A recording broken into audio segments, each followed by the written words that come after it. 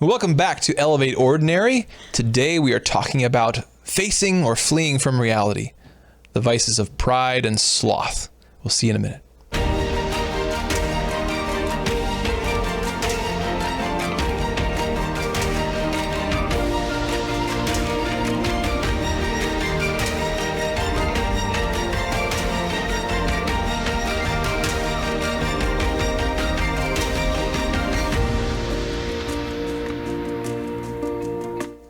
Welcome back to Elevate Ordinary. I'm your host, JonMarc Grodi, here with my wife, Teresa, and we want to thank you again for joining us for another discussion on day-to-day life, on the ordinary pursuit of goodness, truth, and beauty, as we like to say.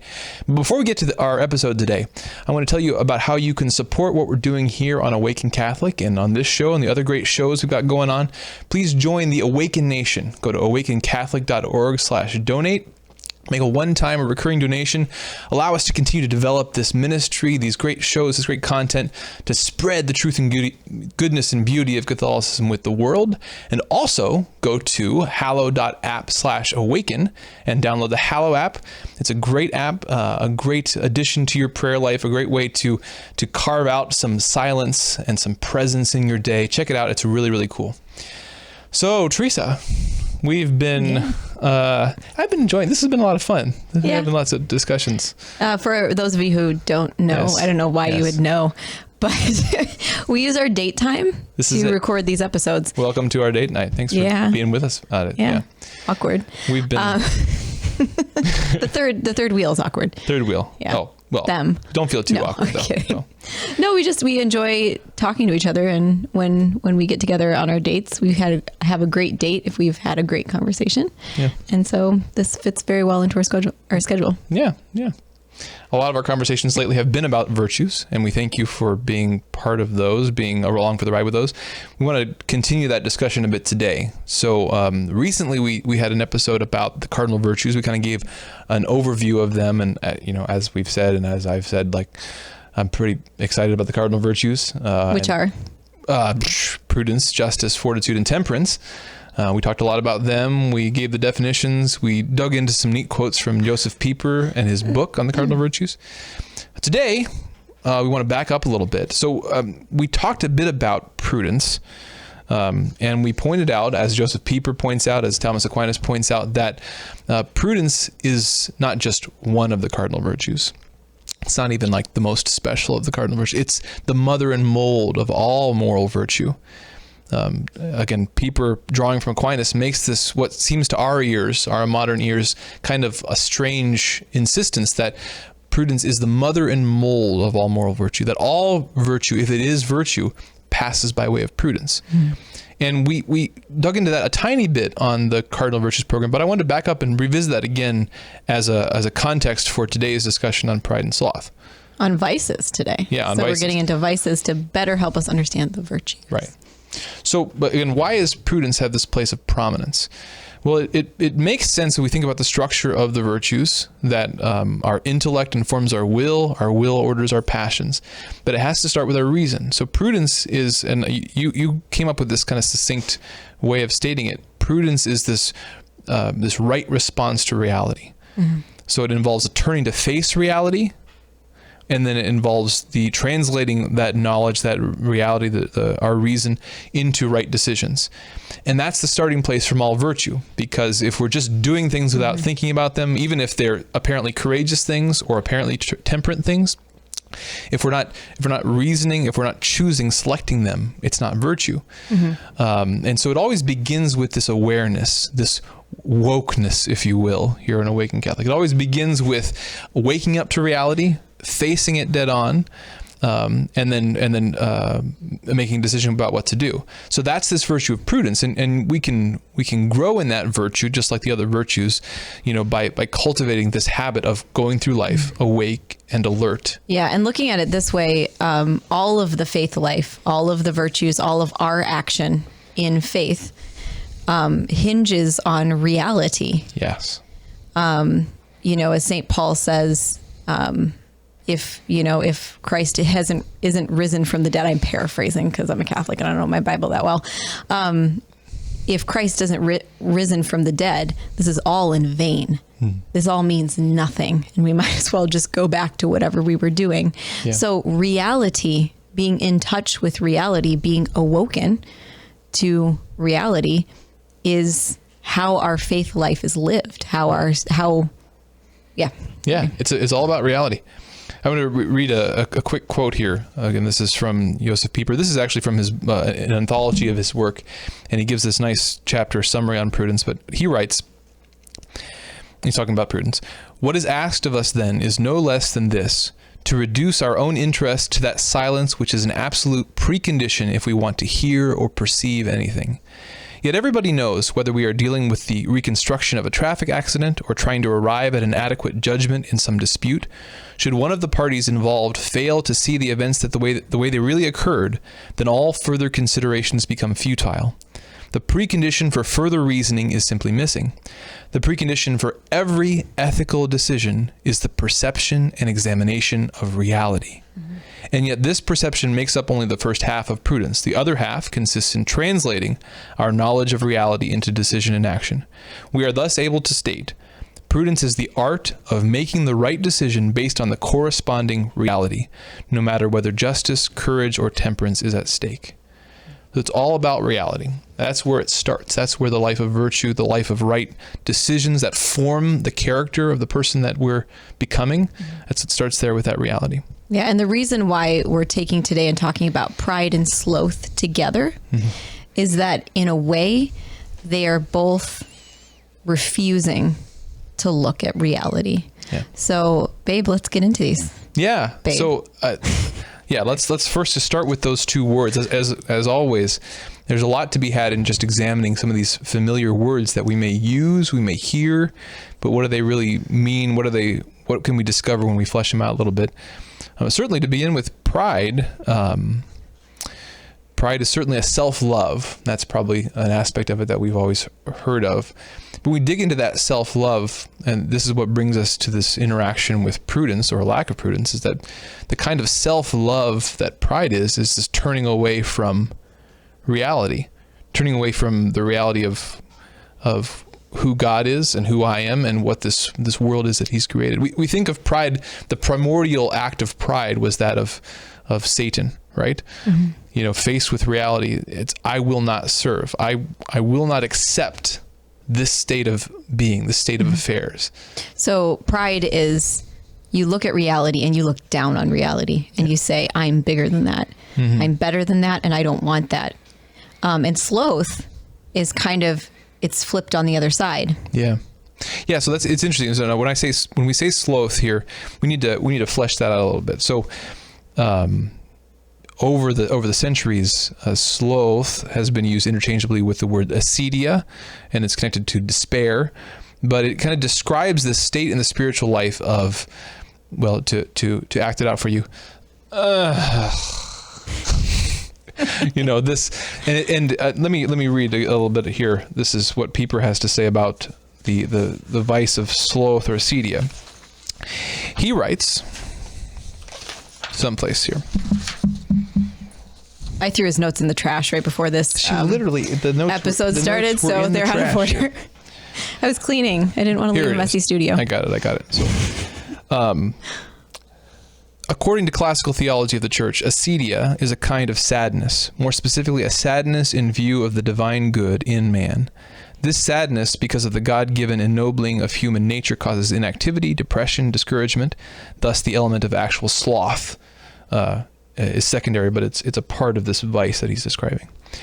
He goes on to write that the opposite of acedia is not industry and diligence, but magnanimity and that joy which is a fruit of the supernatural love of God.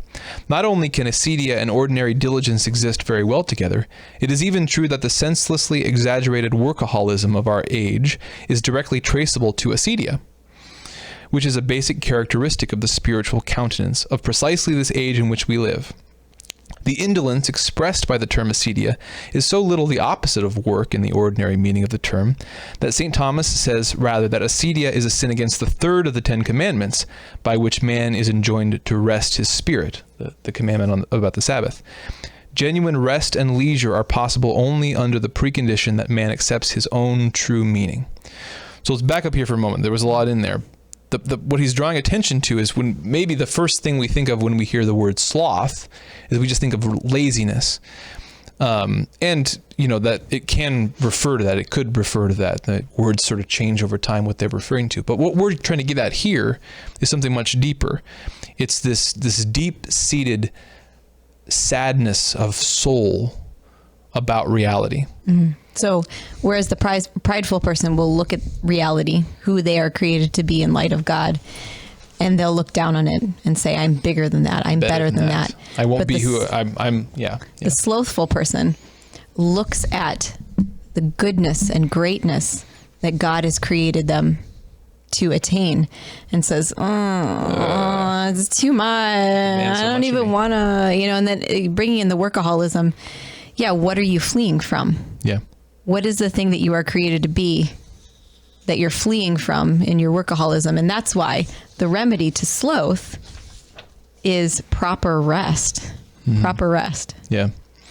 Yeah, it's interesting. Again, this is what gets back to where we started here, is that if the beginning, the first step on growing in virtue, and again, even backing up further, virtue is the part that we play in cooperating with God's grace to do and be what we're supposed to do and be in this life.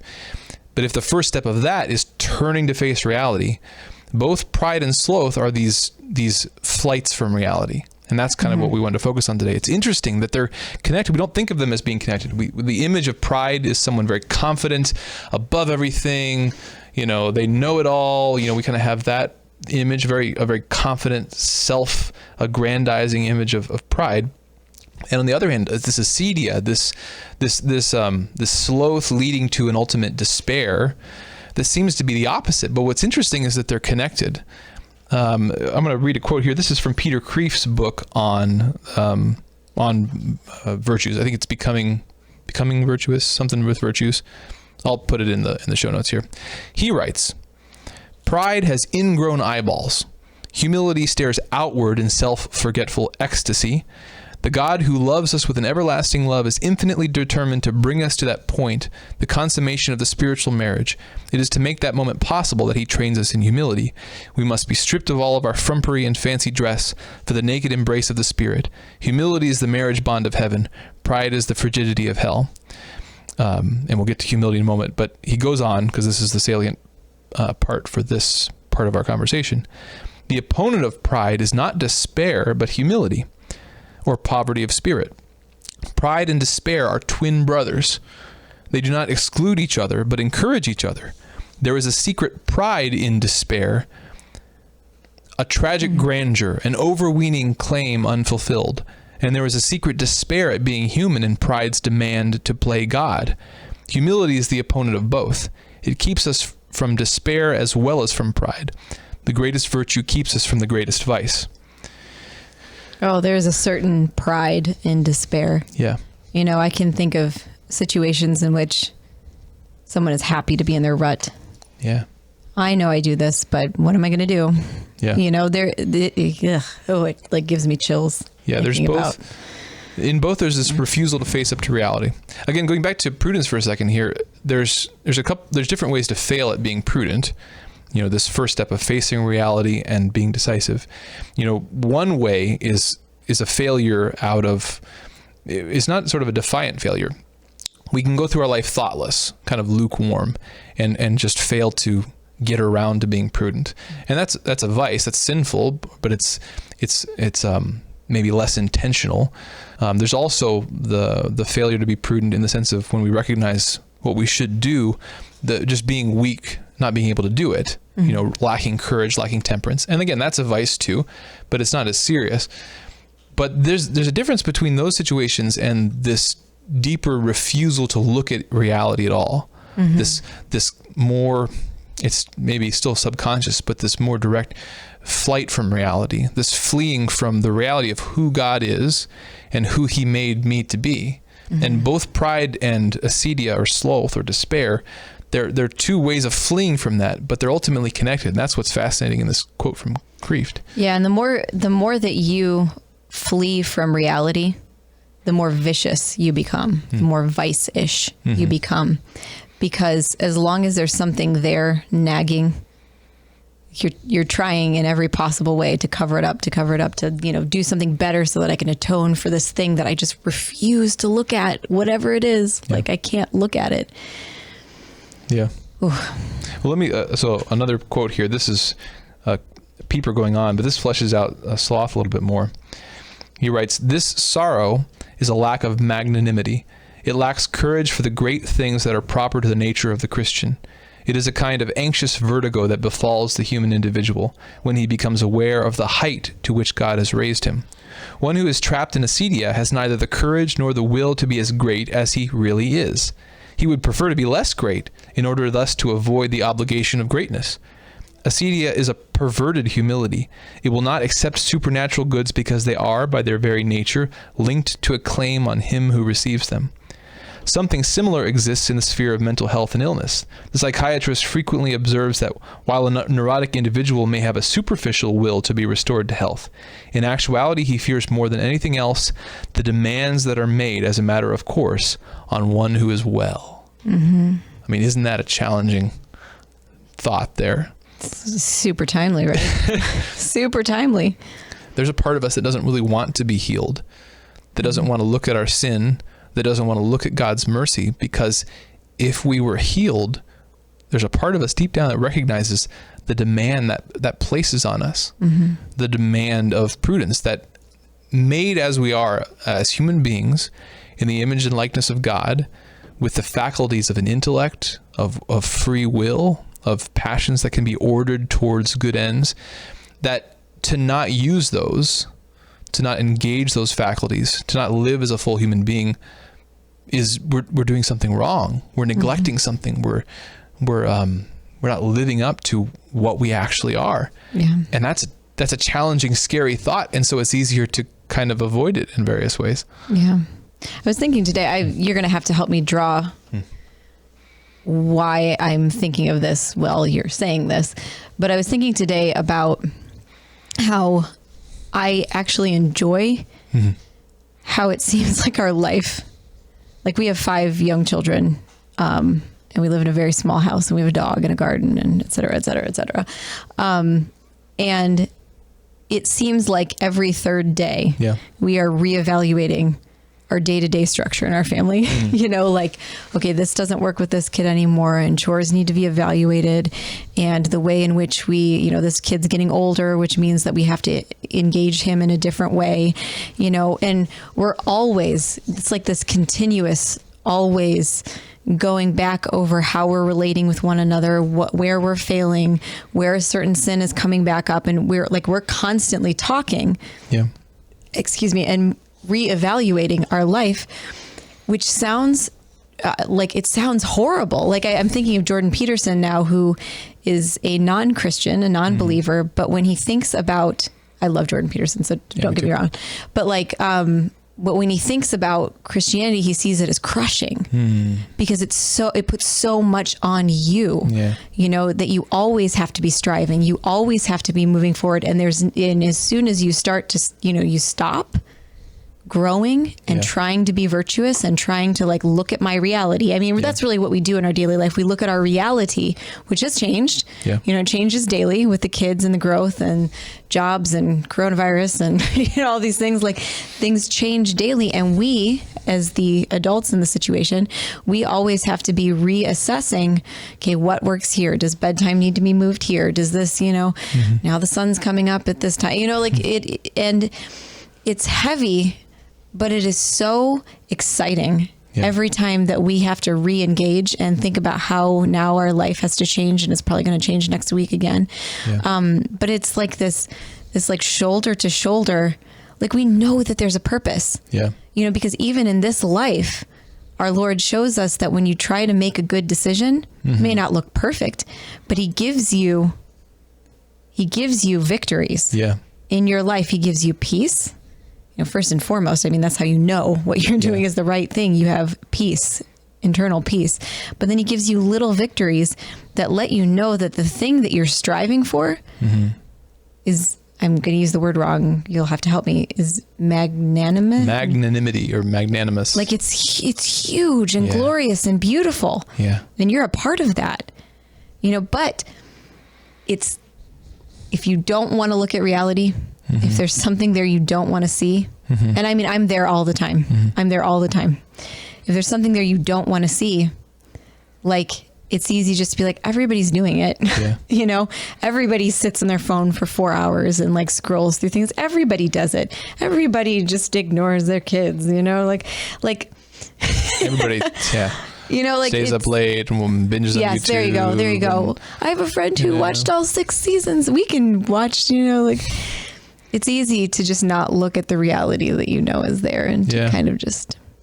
That's really interesting. Yeah, bringing up Jordan Peterson and a lot of, I mean, I don't know if the audience is familiar with some of his stuff, but he's often speaking to people who are in kind of the dregs of despair or acedia, you know, and saying, you know, make your bed, you know, shoulder some tiny amount of responsibility, and you'll find that in shouldering that you'll find some meaning. You'll find this crack of courage that you didn't know you had. You'll find that, I mean, it's difficult to pull yourself out of that pit because suddenly you've raised a little higher and you can fall, you know, more is demanded of you when you become a little well, but that's that first step is to shoulder a little bit of responsibility again, and putting it in virtue terms, to engage your prudence, the tiny little crack.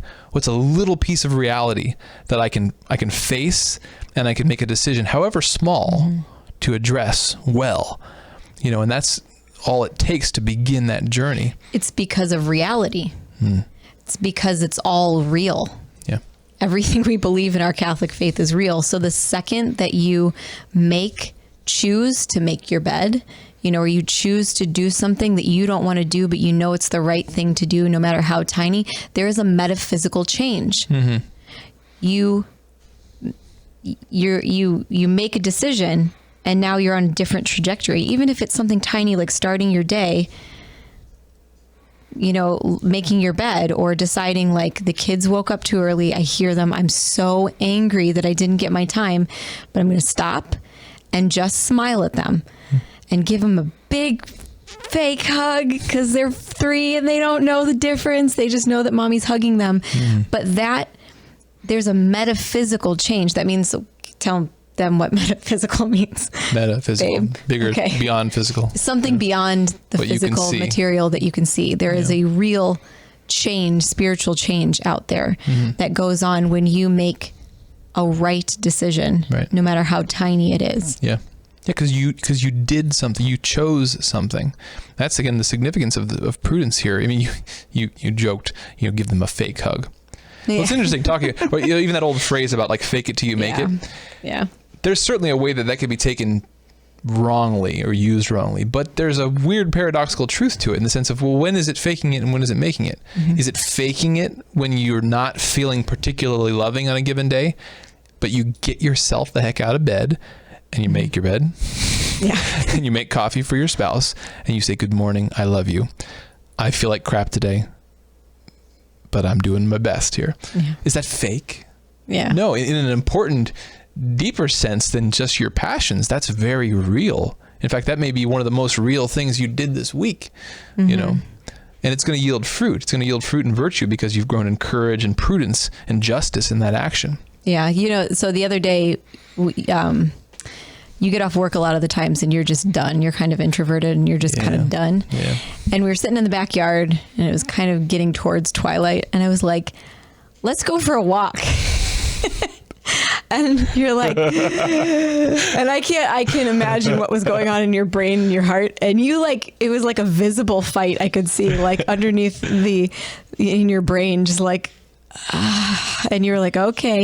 And it ended up being like this night that just like, we went down to the river and kind of watched the sunset. And then we went to Speedway and you got a soda. And then the kids, we went and got ice cream. And it was dark when we were coming back. We were all singing and the kids were all scared because it's dark, you know, we're walking home. And it was just the most happy, joy-filled night. And that wasn't fake. No. Because you became happy. Right. Because you made the right decision. We could have sat on the couch and watched The Mentalist. We still have like 4 more seasons left. We can watch a lot of Mentalist. A lot of The Mentalist, Sloth. And again, that gets back to this whole topic of virtue, of the significance of it, because your passions on any given day can be all over the place. Your emotions, like there's lots of things that affect that. Not just spiritual things, not just intellectual things. How well you're sleeping affects that. What you're eating affects that. The weather affects that. And so you can't live your life passions first.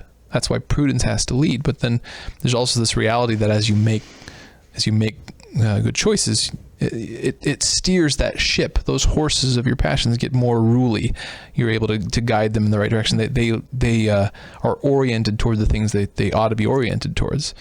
So again, that's how the virtues, they really elevate these what seem like very ordinary and insignificant decisions. Those are really the huge decisions. Those are the decisions that make us who we are. So now with Pride and Sloth, like I can imagine like a movie character, based on the definitions that we've just set forth, like pride looking down at who you are. Pride is an egoistic self-love that looks down on truth and reality. It resists God, resists reality because it wants to make its own reality. It wants to hold on to its own sort of fantasy of what reality is. And then Sloth looks up and just doesn't want to reach those heights and just wants to stay down here. It looks at reality. It resists the goodness of reality. It resists the demands and responsibilities that reality places on it. It would rather just ignore it and flee from it and try to hide from it. Now, but can you have sloth without pride and pride without sloth? So flesh out what that would look like. Yeah, well, so that's again that quote that I read from Kreeft I find really fascinating here, because as you dig into those, especially at their deepest, I mean, there can be kind of more surface level manifestations of pride in simply an intemperance, but this real deep rooted pride that is in opposition to true charity and humility and prudence, it always seems to be intertwined with this deep despair or acedia at its deepest root. Because again, they're both a flight from reality. And so, I mean, think about it for a moment. Imagine this scenario when you're at your worst moment of pride. Perhaps you had a plan of how things are going to go and they've not gone your way, and you have this pride, this angry pride well up within you because the universe has not operated according to your plan. And I think we've all experienced that at some point, maybe some more than others, depending on our temperament. I certainly have experienced that moment of just being angry at the world. Why can't the world and other people just cooperate for one moment? But what's interesting is on the back of that movement of your heart is always a bit of a tinge of despair. A tinge of like, well, why the heck do I even try? Why the heck do I put in all this work just to have it all? There's a part of you that just wants to give up and just say to hell with all of it. Pretty sure I said that out loud in front of the kids today. Might have, yeah. I mean, before this podcast. There's always a tinge of one. There's like a yin yang in there. There's a tinge of one and the other. And as Pieper pointed out in his quote, or Kreeft did, there's always a tinge of pride in this deep despair. That I reject reality. It's just too much. There's this desire to remain a victim, to remain down there. At least what I have in that deep, at least I have it's funny, but I think you can hear both pride and the deepest form of acedia sing Frank Sinatra's "I did it my way." After everything else, at least I did it my way. Again, there's this kind of this pride in acedia and despair, and vice versa. Yeah. About self-loathing. Well, I think that's a bit of what's in there. This sloth or acedia. Again, so I feel like when I think about the devil, which is not often, but like, or like Dante's devil in the bottom of hell. Yeah. The bottom of hell hating himself. is ice in Dante's Inferno, which is interesting. Yeah. The bottom of hell, the deepest pit of hell is not fire. Or like... it's ice, which I think is significant to this thing, that there is this, in the flight from reality, even the final last thing is this sort of freezing up, this refusal even to act or to move or to be. So a long time ago, I was listening to Dr. Ray Grundy on Catholic radio, and he was talking about you can see when people hate themselves because they never learned to be disciplined. Yeah. And I didn't quite understand it when he said it. And then I remember seeing probably our 4-year-old or 5-year-old, like he was somewhere in the area of having some kind of self-awareness. And he was undisciplined in a certain area, and he was having like a temper tantrum. And you could tell that he had enough of the self visibility that he hated himself for having acted that way towards me. But it was like he didn't know what to do with all those feelings. Right. You know, like he was embarrassed about how he just acted, but he was still throwing his temper tantrum or still angry that he didn't get the thing. And to watch like the complexity, and then you put that into adulthood and you're like, yeah, how many times have out of my intemperance, because I'm a talker, and I think like loquacious, is that how I say it? Loquaciousness. I think loquacious people tend to hate themselves at some point in the conversation. And we think like, oh, the way I'm going to dig myself out of this hole of talking too much is to talk more. So I'm going to explain more and talk more. I don't know what you're talking about. I've never had this problem ever. And you really like, you begin to hate yourself.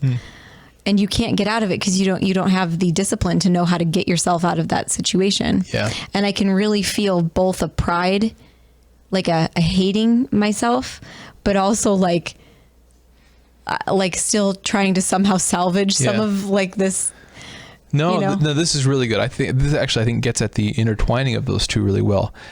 Pride is a certain type of self-love, and acedia, despair, sloth, this thing that we're trying to describe here, is in a certain sense a self-loathing. But again, there's always one and the other. The prideful person, at the height of their pride, really hates themselves. That's why they won't face and be who they actually are. That's why they have to reject the reality. They have to hide from the reality and cling to their unreality, cling to their fantasy, Satan can't be God. He can't beat God. He can't really defy God, but he'll hold on to that reality to the end of time. Well, beyond the end of time, because he's not in time.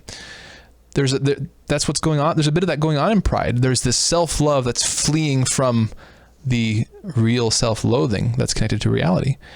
And on the flip side, at those moments of self-loathing, well, what's at the core of that self-loathing? It's this prideful self-love that wants to hold on to its intactness, that wants to resist those things that would threaten it and make it face to the reality of its own sinfulness, of its own weakness. I mean, for the person who hates themselves, they don't want to look at reality and look at the depth of how crappy they are.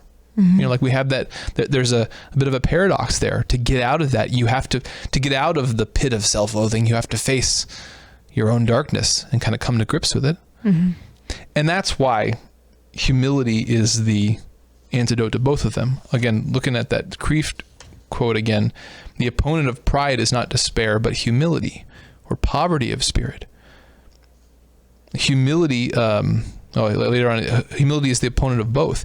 It keeps us from despair as well as from pride. The greatest virtue keeps us from the greatest vice or vices here. So if pride and sloth, we'll just use sloth as our shorthand here, if they're both these flights from reality, this intertwined self-love and self-loathing that turn inward and flee from the reality of who God is, who I really am underneath all that, and the reality of, why I've been created, what I'm here for. Humility is this turning outward again, toward the reality of who God is, who I am. And there's some fascinating but wonderful paradoxes here where humility is what opens up the door to an authentic self-love and an authentic holy ambition. So Kreeft writes in Prayer for Beginners, high and holy ambition to be a saint is not opposed to holy humility, total reliance on God's grace. Exactly the opposite. Ambition without humility is ambition that fails. It is pride, which goes before a fall. But humility without ambition is false humility, In fact, it too is pride, for it rebels against God's command to strive for the upward call of God. A saint looks at reality, their smallness and God's bigness, and rejoices in both. Yeah. You know,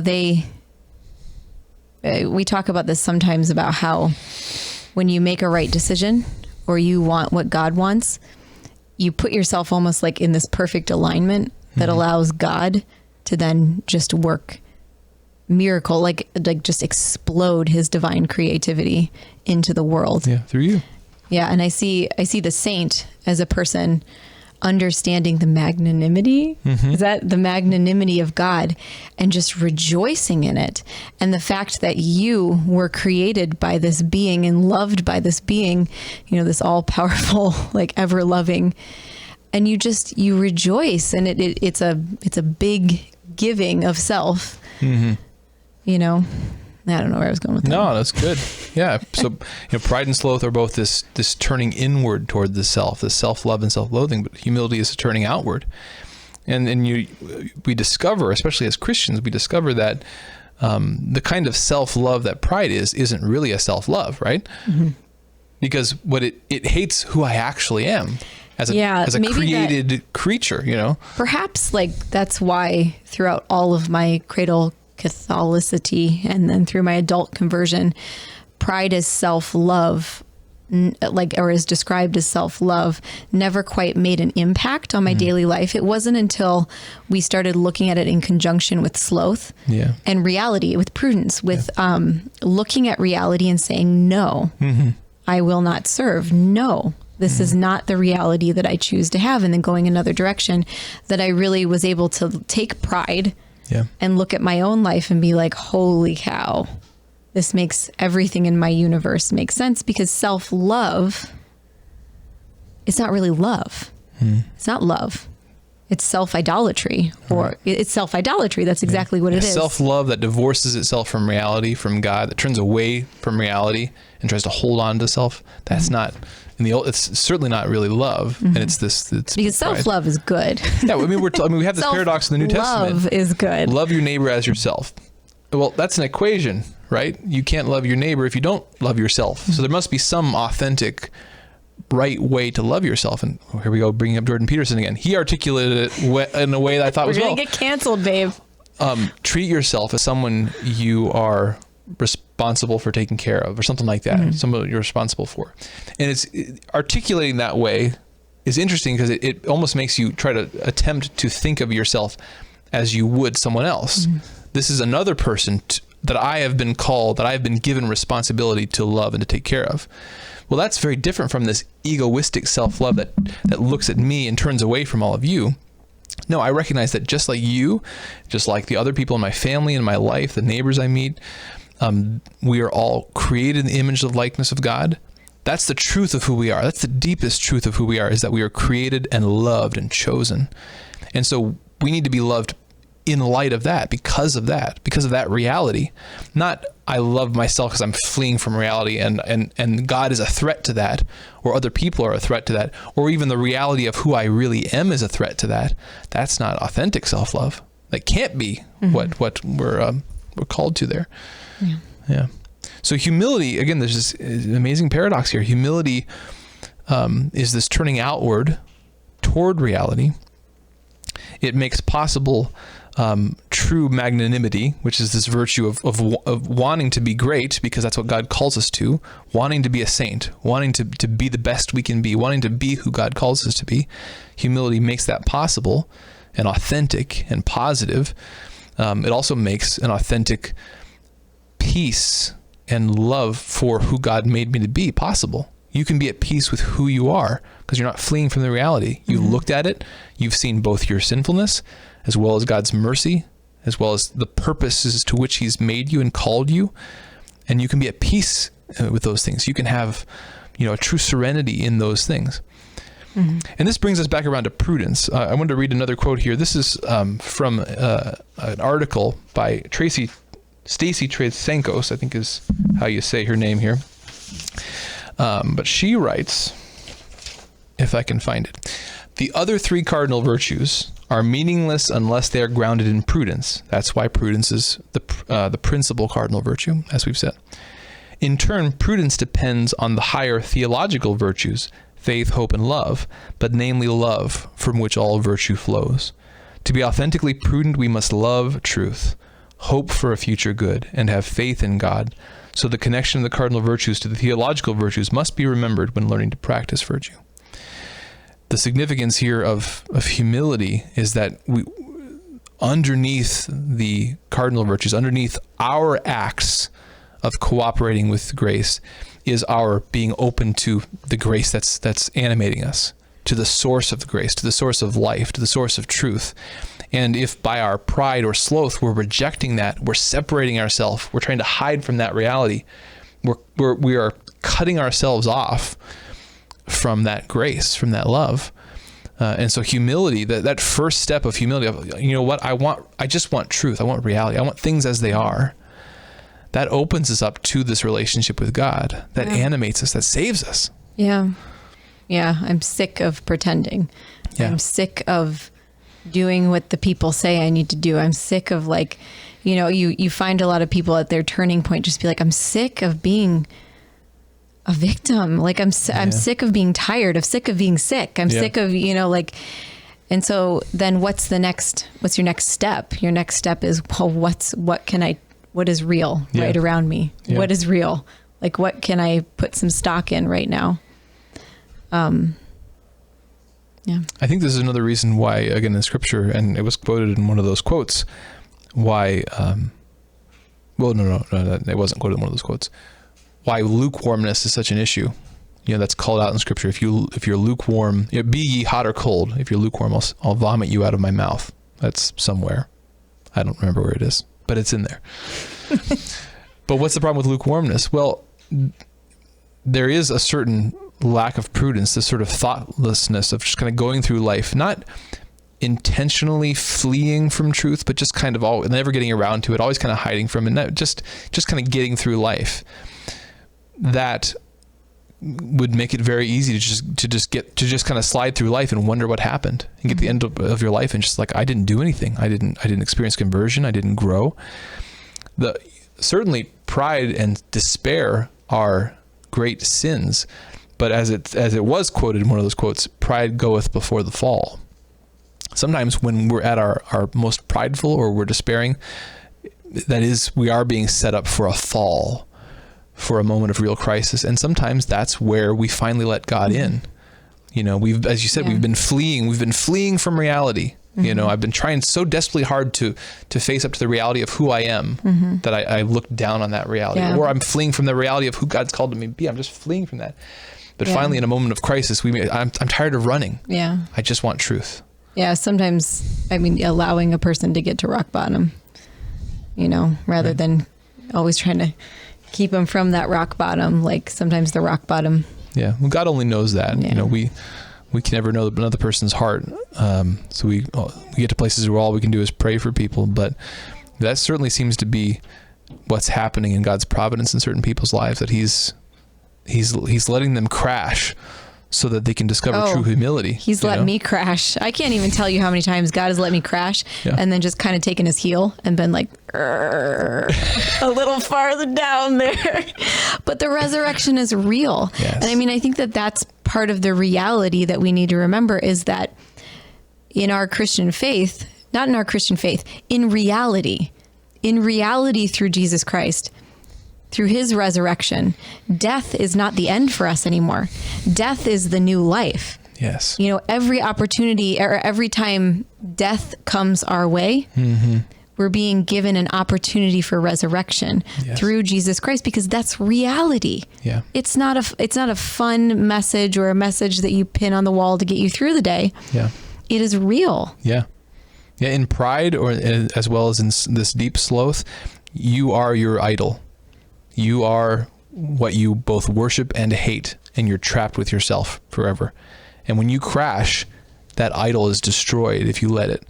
And you can come out of the cave, you can come out of Plato's cave and see reality and come to know God and come to know what he's made you to be. You're a person with an intellect and a will, and you can make good choices, and you can shoulder responsibility, and you can find meaning in that, and that he has even greater things for you than you could ever imagine. Like, that's all there, but you got to face reality.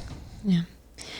Do you know who I think the most underappreciated author is? I know. Vice and Virtues. I know. Yes, JonMarc in the front.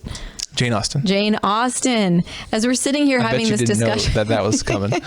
Yeah, I am ashamed to say that I really believed that Jane Austen was a Victorian romance novel author, because when you watch a movie, they have to move the plot along somehow, and the plots always end up with someone getting married or wanting to get married or not getting married or etc. But boy, as we're talking about this, I'm just I'm probably reading Pride and Prejudice for the 9th time. I can't put it down. I finish it and I start it over again. But I think this conversation has inspired me to go back now and reread Emma. Yeah. Because it's all about vice and virtue, pride and sloth, truly, and all of, and particularly in youth. Emma's about youth. Yeah. The youthful. Yeah. Anyway, I need to find someone else who's read Jane Austen as many times as I have. Prepare. We'll have a couple episodes. You need to read. We'll find some good instances of Jane Austen novels where we can pull out some virtues and vices to explore further. So, well, to wrap up today, as just a quick recap, because I think it's helpful for me to have this visually. Again, we've been exploring the cardinal virtues, and I like to think of prudence as kind of at the helm, at the top there. The mother and mold of all virtue passes by way of prudence. And the primary thing that prudence attends to in facing reality is justice, the reality of my interconnections with other people, my God, my spouse, my neighbors, attending to those and trying to put them in the right order and trying to do them. And then to carry those out, I need courage to face difficulties externally, and temperance to order my passions so that they're pointing in the right directions. But if we back up to that prudence, if prudence is facing reality, then we all grapple with, at times and at different degrees, this urge to refuse to face reality, this urge to flee from reality. Sometimes the urge comes from this sense of an inordinate self-love that wants to hold on to myself and avoid the things that are threatened to me. Sometimes that comes in the form of this despair that wants to hold on to myself and resist the demands that are placed on me. Pride and Prejudice, babe. Now I'm just thinking of Elizabeth Bennet. You can't have pride without prejudice, because your prejudice is not facing reality. That's right. Oh, yes. I know, right? Oh man. It only took me 9 times of reading that book to get that, right? Okay, we need to wrap up. And finally, humility is the antidote to both of those. That self-love and that self-loathing that prevent prudence. Humility is the bridge. Humility is this turning outward to face reality humbly, to submit to the reality of who God is, who I am, and that he's created me and for his purposes. And it's in that we reconnect with the theological virtues, the faith, hope, and love. We're able to reconnect with God, with reality, and we can proceed from there to be the people God's calling us to be, made us to be. Amen. I'm holding back right now all the things. Save it all up. So if you are an amazing Catholic, I guess you don't have to be amazing, you have to understand some kind of Catholic teaching, vice, virtue, and you've read Jane Austen on repeat, please contact me because I want to talk to you. Yeah, well, and we hope you've enjoyed thus far some of these discussions on virtues. We hope you're enjoying the show. We're going to be here again next week with more interesting topics from everyday life, of how we can kind of dig in a little deeper and discover the opportunities to pursue truth and goodness and beauty in our Lord Jesus Christ. But in particular, these little studies on virtues, we're going to continue them, virtues and vices. And so if you have any thoughts about those, any requests, any input, we'd really appreciate that as well. So with that, I just want to remind you that, again, if you like what we're doing here on this show, on this channel, in this apostolate, Awaken Catholic, you can become part of the Awaken Nation by going to awakencatholic.org/donate.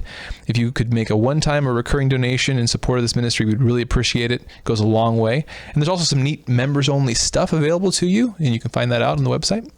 But also a great way to practice some of these virtues, prepare ourselves, find silence, find presence, grow closer to our Lord, a really neat tool for that is the Hallow app. And you can go to hallow.app/awaken to download that app to get a free 30-day premium subscription, but also to support the work of Awaken Ministries. So check those both out. I think that's everything. Thank you again for joining us for this discussion on Elevate Ordinary. We're so excited to see you again next time. God bless. This show and all media on Awaken Catholic is made possible by the Awaken Nation and the Hallow app. The Awaken Nation is a community of people like you who support all things Awaken for as cheap as a cup of coffee a week and get access to exclusive content. Learn more by visiting awakencatholic.org/donate. Hallow is the only audio-guided Catholic prayer app focused on contemplative prayer and traditional Catholic meditation such as Lectio Divina, Daily Examen, and the Rosary. We here at Awaken all use Hallow every day and love it. To learn more or give it a try, visit hallow.app/awaken.